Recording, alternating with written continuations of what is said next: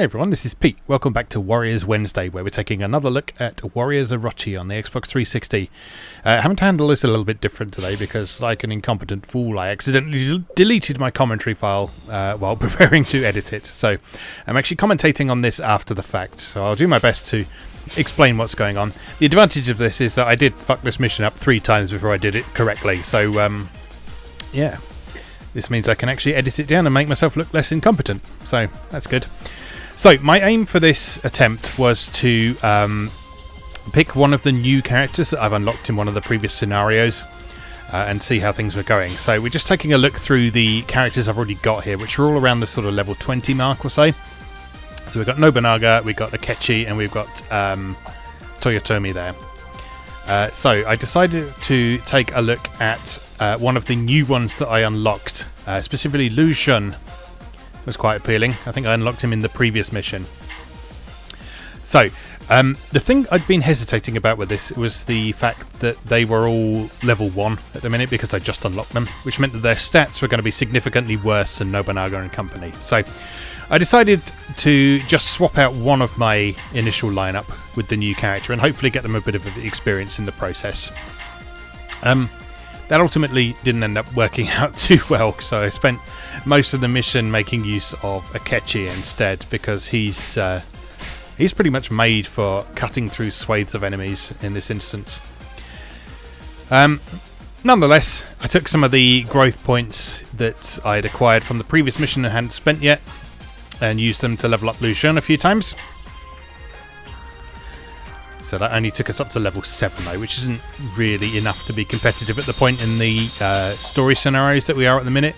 Could do with taking him out for some grinding or just spending some other growth points on him. But I took him along anyway. He's only got his basic weapon as well, obviously. So weapon fusion, as I've said in previous episodes, is where you can take one weapon, use it as a source weapon that you're going to upgrade. And then you can use another weapon that you've collected as basically fodder to either increase its attack, add new slots to it, add new abilities to it, all sorts of things like that. So I took Akechi's masterpiece here and chose to bump up the attack power on it. That cost 300 growth points, so I didn't have enough points to do anything else with that. But that made it +1, made it a bit more powerful. Can't complain too much about that. And then we continue from there. So, I would assume that gets more expensive the more you do it. But it also means that collecting weapons isn't just useless. It means that you can use them as fodder for this. So, our job for today is to take on the 3rd chapter of the Samurai Warriors scenario. The 3rd main chapter, I should say. We did the 3rd side chapter last time. Taking normal difficulty as usual. And here's the story setup for it.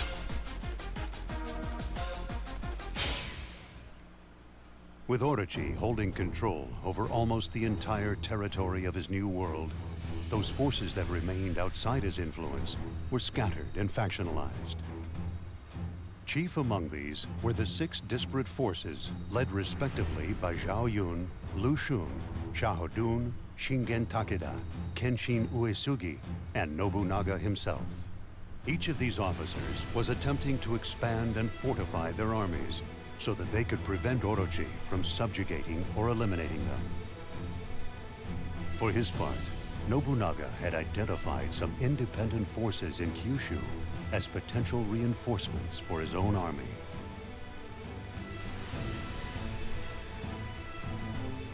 I have heard rumor that Orochi has captured talented officers from far and wide to use in his infernal army. His forces grow in number every day. Surely the time has come when we must do something about this. You do not see beyond the surface. I see all. I am a practical man, my lord. But I know that the enemies. Alright, so our job this time around is pretty simple. There's several different officers we need to defeat, and all we need to do is make sure that the main camp doesn't fall. So the 3 times that I messed this up beforehand were primarily down to me getting defeated rather than any sort of objectives falling or anything like that. Main camp certainly didn't ever fall. it was just literally down to me getting defeated. So I will spare you the pain of watching that, and we will skip straight to my 4th attempt. All forces, advance on 3 fronts and swallow them. So here we are. This time around, we're in a bit more of a hellscape than usual. One of the interesting things about Warriors Orochi is that because it's got a more sort of fantastic setting, it's got a bit more freedom to get a little bit more outlandish with the landscapes. They're all still based on real-world Chinese and Japanese locations, because the very concept of the game is that Orochi had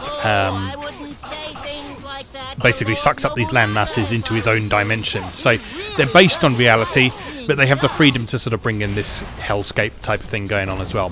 I don't want any mercy. So we're kicking off our adventure here with Akechi, just dealing with a few officers who are near the start point. Akechi, as we've discovered in the course of the last few episodes, is very powerful indeed. So he's very good at taking down individuals, and he's also pretty good at dealing with groups as well, thanks to his special attack. But I've tried not to rely quite so much on the rinse and repeat approach as Elton mentioned last time. The upgrades and the proficiency level we've got Akechi to at this point means that he can basically do an 8-hit combo now. So I've taken to referring to his weapon as the sword that can hit people 8 times. Because, well, you know, as you can see, it pretty much hacks and slashes through anyone who's in his way. So, our first objective is to head south down here, deal with the base captain and the officer who's in the way here. One of the biggest problems I was having with this mission in the initial failed attempts with the number of mage enemies, which are the guys in the robes there. They're not especially strong, but they have a nasty special ability that can freeze you that you'll almost certainly see a couple of times over the course of this this battle. So, I'm going to deal with Zhang Lang at the minute here, which, as you see, is not proving to be too difficult at the minute. Akechi just slicing through those guys like butter. His special attack is very powerful. It can take down most grunts with pretty much 1 hit of that special attack now, but as I say, I don't want to rely on that too much. Because it's, 1, it's not as interesting, and 2, it can sometimes leave him in a vulnerable position afterwards as well. So, alright, that's that corner of the map cleared out. Moving on round here. Another thing we got in this mission, those who are familiar with the Dynasty Warriors series, you'll know that there's a number of characters who sort of have sorcery abilities, and they tend to summon elemental effects on the battlefield, things like falling rocks and water geysers and whirlwinds, as you can see in the background here. So those tend to act as sort of gates more than anything, albeit gates that can damage you. But defeating the person who's responsible for those elemental effects will allow you to clear them out of the way and let your forces advance, and also stop you accidentally running into whirlwinds and getting yourself killed as well. Witness a miracle! I feel the power of the heavens in me. And of course, they have this pleasantly over-dramatic stuff going on. So, down there is the Zhang Jiao, or however you pronounce it. He is summoning some geysers, which blocks off a path with gushing water that you can't get through. But as soon as you defeat him, that path becomes clear again. So, what does he think he's doing, dividing our forces in 2 like that? For those who were wondering as well, I have it on good authority now that the Chinese name that is spelled C-A-O is pronounced Cao, not Chow, as I've been doing it in previous episodes. So now you know. This is from the source of someone who knows very much what they're talking about. So I trust their opinion on that, and I will do my best to try and remember to say it properly from this point onwards. Chinese is not a language I'm especially familiar with, so I mean, Japanese obviously I'm mostly familiar with from games and the bit of learning that I've done, but Chinese I'm completely unfamiliar with, aside from my past experience with the Warrior series here though. So, right, so a good strategy in Warriors games as you're playing through is to keep an eye out for nearby base captains, because they are responsible for the reinforcements that come through. And if you don't deal with them first, then you'll often find yourself with sort of endless reinforcements and torrents of enemies coming your way while you're trying to deal with an officer. And that is one of the main ways that I was running into difficulty with the first 3 attempts at this mission. So I was just getting surrounded and completely overwhelmed by enemies. So this guy here, this is the new guy we unlocked. I switched to him temporarily just to allow Akechi to restore a bit of his health a bit. I didn't use Nobunaga much, or I don't think at all in this run through. But the new guy's got potential. He's very short range because he's got twin daggers rather than a sword or a staff or anything like that. So you have to get very up close and personal. He's another technical type, which means that his special attacks are largely incorporated into his combo. So you press the special attack button instead of the charge attack button to finish off a combo, and that does a more powerful version of his special move. Oh, there we are. I said I didn't use Nobunaga, but I did. Nobunaga, I mean, he's quite satisfying to use, but I'm not sure I'm using him as effectively as possible. And his Muso attack in particular, I struggle a bit with, just because it makes him charge around seemingly uncontrollably. And it's very difficult to actually hit anyone with that. I mean, if it does connect, it's very powerful indeed, but it just seems to be too difficult to be practical there. As this guy here, he's really good because although you have to get up close, he's got these very agile moves that allow you to sort of take out a lot of enemies in one go, or do a decent amount of damage to someone in front of you. Has some knockback as well. There's Oconee. And one of the things that strikes me about Oconee there is that she is voiced by a voice actress I can never remember the real name of, but I will forever associate with Aegis from Persona 3. So whenever I hear her voice, it's a very distinctive voice. I always think, oh, it's Aegis. Aegis is in this. So I should probably learn her name at some point, but at the moment I just can't remember it. I'm bad with names generally. So those are the guys as I was on about. Trying to proceed forward now, cutting our way through these mages. As I say, they're pretty dangerous, so we want to clear them out as much as possible because they can make life very inconvenient for you with that ice spell they've got. Okay, that fort is cleared out. Continuing around to the west. I decided to make use of New Guy here to sort of clear out the swarms of smaller enemies along the way. Just because, although he's lower level, so he's not great for fighting officers at the moment, he's got enough strength to actually deal with things like this, the base captain and his surrounding soldiers here. So I thought that would be a good way to earn a bit of experience for him along the way, rather than having to spend too many growth points on him. As I get the impression that although growth points are great for levelling up characters quickly, you probably want to try and save as many of them as possible for upgrading your weapons.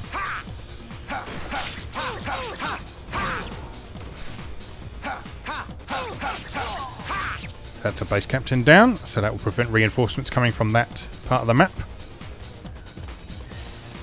And you'll see in the top right, as we progress through this scenario, the map is gradually getting cleared out bit by bit. It's very, very satisfying.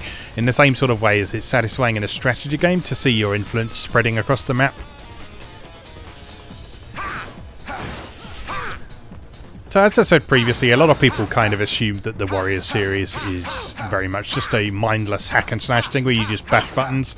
And indeed, sort of my over-reliance on Akechi's special attack in the previous episode probably isn't doing much to disprove that theory, but there is a lot of sort of strategic elements to it that people don't give the series enough credit for. You have to make sure that you're doing things effectively, that you're paying attention to even the grunts, as you see here, because if you get yourself surrounded, or if you're not paying attention to the other objectives on the map, or if you're not defending your base properly, then you're going to find yourself in real difficulty. So here, before taking on the officers who are ahead, I decided to kind of thin the herd a little bit.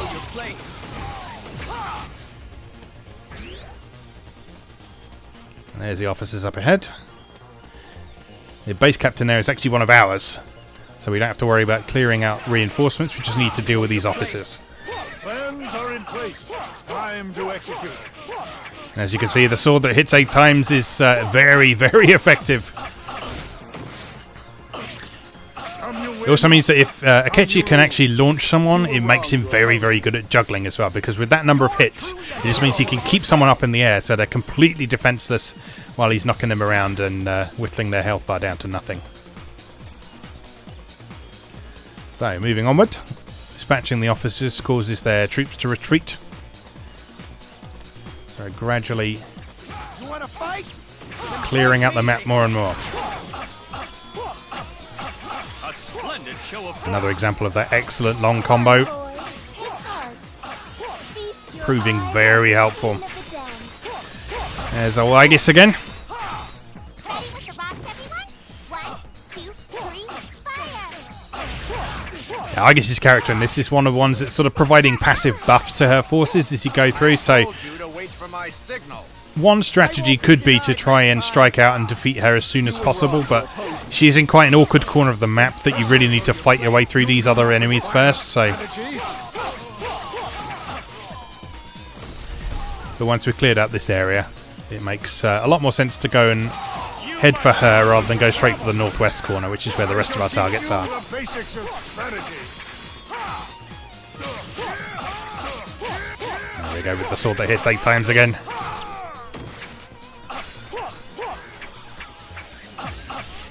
Yes, keep hacking and slashing. There is still much for me to learn.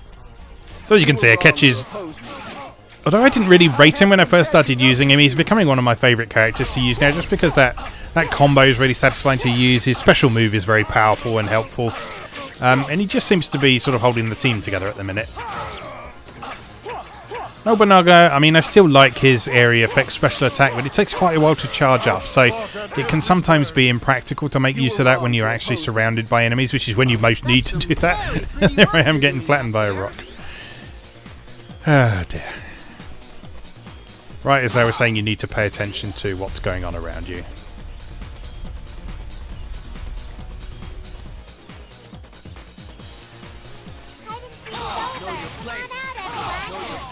Alright, so I initially thought that I could head west to begin with. But then, as I say, it struck me that dealing with the officer that was buffing the rest of the army would probably be a good idea. Up in the top right, if you're wondering what that bar is, if you've not played a Warriors game before, that is the morale bar. So the amount of blue in the bar is your forces morale, and the red part of the bar is the enemy forces morale. And sometimes there's a yellow element in there as well, which represents a sort of independent faction that can join either side or do their own thing. And ideally you want the blue bar to be the biggest, so that gives your forces a bit of a buff and weakens the enemy somewhat.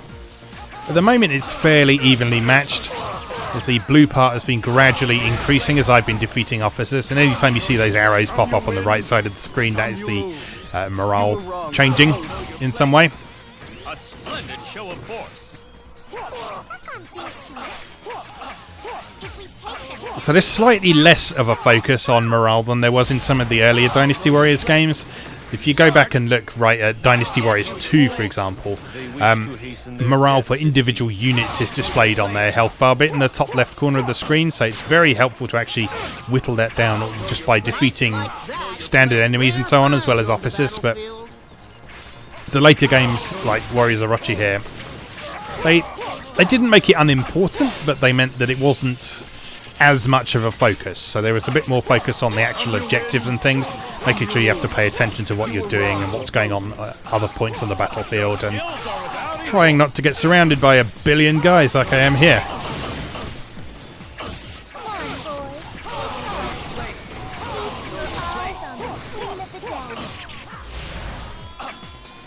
So you see there, Oconee is dancing, and that is increasing the morale of her forces somewhat. So if we can take her out, that will significantly weaken the enemy forces and prevent them from recovering morale as well, which is important. A splendid show of force.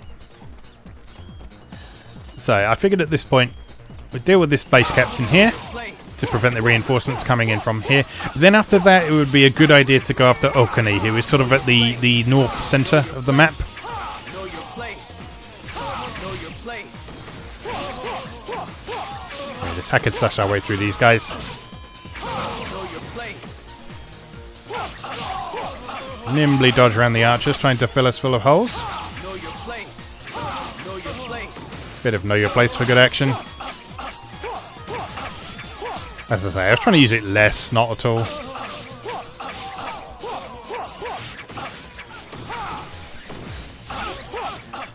And as I say, the upgrades that I've had to Akechi's proficiency that have allowed him to extend his combo like that, those are what's making him so effective at the minute. So, there we go. You can see me changing my mind there. And I thought, oh, ouch. Ow. Know your place. Yes.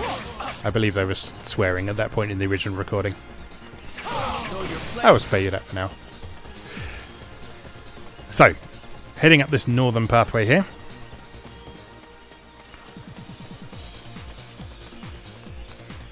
There's our camp just ahead. And she's got a few officers guarding her, so again, rather than charging straight in and going straight for the most powerful foe, best to try and clear things out a little bit first of all.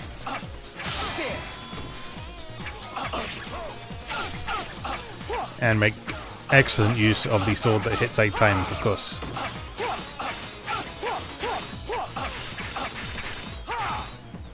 Two, 3, 4, 5, 6, 7, 8. Some you win, some you lose.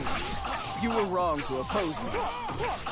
That's some very pretty work you're doing there. Know your place. Know your place. A splendid show of force. See, we're really getting into the territory now, which is why people love the Warriors series so much, which is that feeling of 1 versus 1,000. So you are one guy, or in this case 3 guys, but 1 at a time. You can just cut your way through enemy forces like butter. It's just immensely satisfying. It's the same kind of appeal as in stuff like Diablo. Because, I mean, when you think about it, this is basically an action RPG of sorts where, rather than exploring a dungeon and getting loot, you're working your way through battle scenarios. So it's sort of like, I guess, the equivalent of an action strategy RPG, if you like.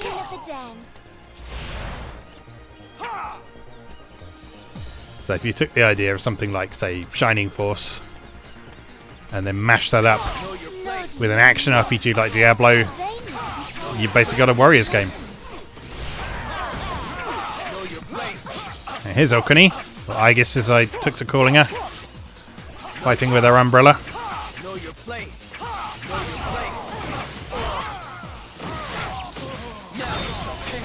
She actually gave me a bit less grief than I was expecting. Don't know if it was just the fact that I've got some decent levels under my belt now for Akechi, certainly. Fight for you, Lady Xiao Qiao.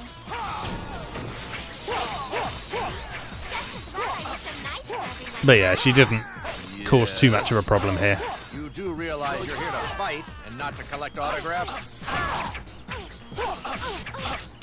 Right, up until this point, this scenario has been fairly a bit more freeform than previous ones that we've done, in that we didn't really need to rush anywhere to save someone who was getting killed or something like that.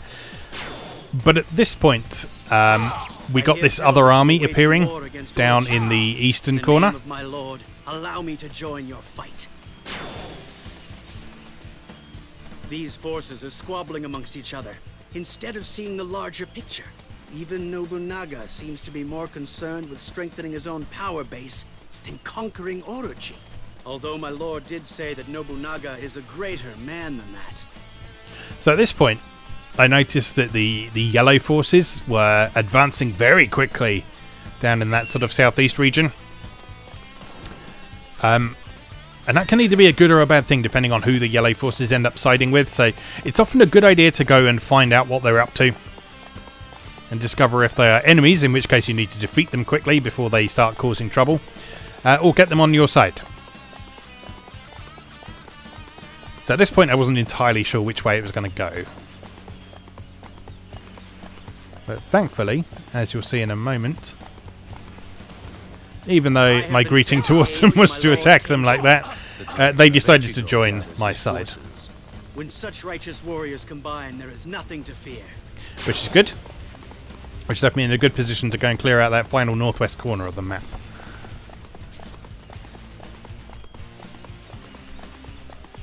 So heading for this stronghold over here first. The wisdom of experience has made you a valuable asset to any army, Sakon. Your worth extends to this strange world as well. I only fear that there is no leader who can use your talents for good. We don't need you. We're strong enough on our own. And we certainly don't need to join your army. The basic concept behind this mission is you're basically trying to convince various other officers to join your cause by kicking the shit out of them. Attack! As you know, prove your strength, know your place. Oh no, he bought it. Hook, line, and sinker. So here we are facing Xiaoqua, if that's how you pronounce that. It's another name I'm not going to be sure of.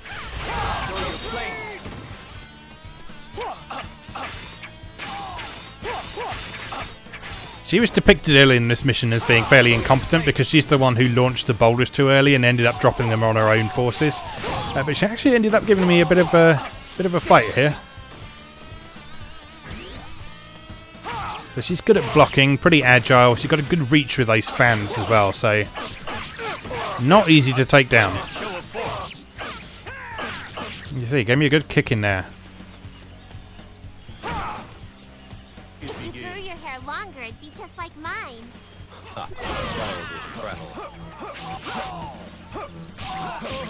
I took out Nobunaga for a bit just to kind of restore Akechi's health. Defeat some of these peasant units who are just kind of milling around the place. They're not much of a threat, but strength in numbers is very much a thing in Warriors games, so it's worth taking the time to thin the herd a bit.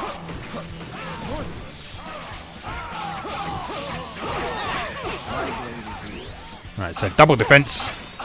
That put me in a better position to start fighting back a bit. Know your place. Isolating her from the rest of the crowd is a good idea as well, if you can possibly do that. Know your place. And leaving your forces to deal with the grunts and so on. And of course, the sword that hits 8 times does its job again. There we are, nice juggle.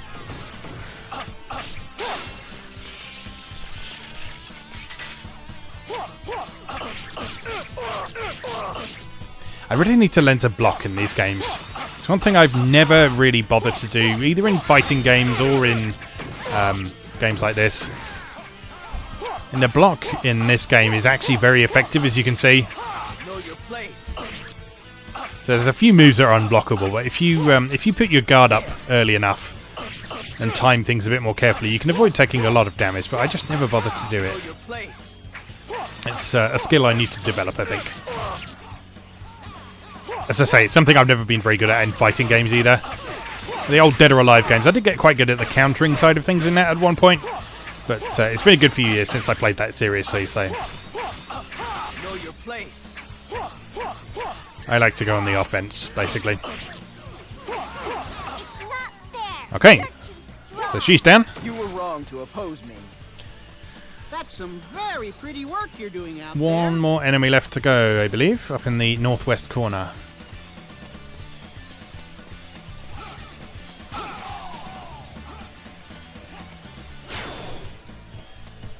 Rely on me. So you can see up in the top right now that the morale bar has very significantly changed. So not much left in the red bar at all. The yellow bar is effectively part of the blue bar now because they're fighting on our side. And so that leaves very little morale left for the poor old red guys. Not one person waiting for my orders. Oh well. I guess it's time to show I have more than just brains.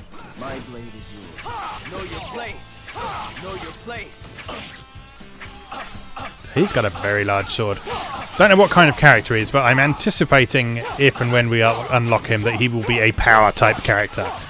So the power type characters in this, they have super armor while they're attacking, if I recall rightly. And I think their special might be unblockable as well. But obviously they pay for that with a bit less in the way of mobility and speed.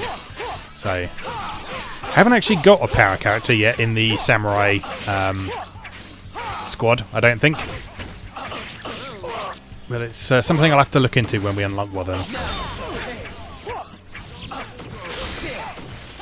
So, making good use of the sword that hits 8 times. And getting blocked at every opportunity. Juggle him around a bit. So satisfying. One of the other ways that this is very much like an action RPG is just that feeling of power creep. So there's visual ways that you can see how much more powerful you're doing. Obviously you can't see damage numbers or anything, but you can see a visual representation of how much damage you're doing by how quickly their health bar is going down at the top. No one would listen. And also things like the length of your health bar and stuff. That's always something I've really liked in user interfaces. When you've got more hit points, you actually have a longer health bar. That's something I've always liked. Alright, so we were victorious, as you can see. So, I won't admit defeat. I'm just in an unfortunate situation is all. The situation? Your situation is at my feet, is it not? If they just let me do things my Nobunaga way. is into stepping on Very people, well. confirmed. I shall grant you an opportunity to demonstrate your strategical genius. So this was a cool mission to complete because it meant that we unlocked a whole load of characters. Basically all of those major officers we defeated are now playable characters. How exciting. So I'm looking forward to giving them a go at some point. They're obviously going to need a bit of leveling up at some point, I must accept this because otherwise they're not going to be able to compete all that well. I give up. I give up. Just don't hurt me anymore, okay? Have no fear. Your lives are all in my hands. Kinshin also has his men recruiting officers. It seems he too is preparing for war. Might I suggest the option of drawing up an alliance with him and Shingen? That will not be necessary. Of course. Nobunaga reckons himself. Alright, so here are all the characters we unlocked. And lots of experience. Good stuff. Alright, so apologies to commentary for this hasn't quite been what it would normally be in the moment, but hopefully you've still got an idea of what's going on and that you enjoyed this as much as I did. So I'm really having fun with Warriors of Orochi now, so I'm going to continue with this for, well, as long as it takes. And I'm looking forward to exploring the rest of this game and the rest of this series. So, in the meantime, thank you very much for watching. Don't forget to check out MarioGamer.net for new articles every weekday. And check out this YouTube channel for regular videos of playthroughs. At the moment we've got Tuesday Atari A to Z videos. Those aren't sort of Mario Gamer videos, but they are to do with retro gaming. Wednesday, obviously we've got Warriors Wednesday, which you're watching right now, and Sunday we have Sunday Driving. Excuse me, hiccuped, nearly belched down the microphone at you there. I do apologise. Anyway, thank you very much for watching, and I will see you again next time.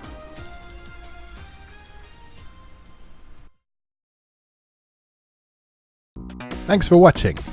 If you enjoyed this video, please help out the channel by leaving a like or a comment and subscribing. Be sure to check out MarioGamer.net for new articles on Japanese and Japanese-inspired video games, new and old, every weekday. Every month, Mario Gamer features an in-depth exploration of an individual game or series as its cover game, so be sure to check the archives to see if your favourite has had a deep dive yet. If you'd like to support the site directly, please consider becoming a patron or buying me a coffee. You can find links to do both down in the video description. Thanks again, and I'll see you next time.